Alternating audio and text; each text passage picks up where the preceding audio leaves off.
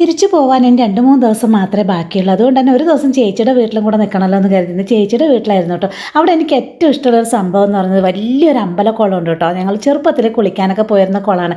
അതൊന്ന് കാണാമെന്ന് കരുതി പോയി. തിരിച്ചു വരുന്ന വഴിക്കാണ് നിറയെ നമ്മുടെ നന്നാറി ചെടി കിടക്കുന്നുണ്ട് കേട്ടോ. അപ്പോൾ എനിക്കത് കണ്ടപ്പോൾ വല്ലാത്തൊരു ആക്രാന്ന് തോന്നി. നിറയെ പടർന്ന് കിടക്കുന്നുണ്ട്.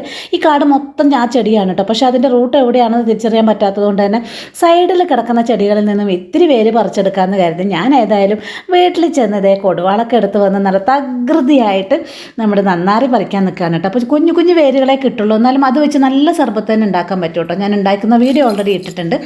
അപ്പോൾ എന്തായാലും ഇത് പറിച്ചിട്ട് കുറച്ച് കൊണ്ടുപോകാമെന്ന് കരുതിയിട്ടാണ് കേട്ടോ. അപ്പോൾ കൊണ്ടുപോകാൻ വേറെ ഐറ്റംസ് ഞാൻ റെഡിയാക്കി വെച്ചിട്ടുണ്ട്. ഞാനത് ഡീറ്റെയിൽഡ് വീഡിയോ വേറെ ഇടുന്നതാണ് കേട്ടോ.